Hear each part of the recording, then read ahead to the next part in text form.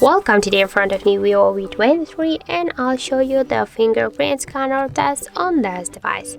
So just a couple of minutes ago I set up my fingerprint here to this scanner, and as can you see, I just can unlock the device successfully, and now I'll just make a couple of tries to unlock the device and we'll see how fast this feature is and does it works. So let's start. 1, 2, 3, 4, 5. So as can you see, that's the perfect result for the fingerprint scanner here. We just can unlock the device less than the half of second.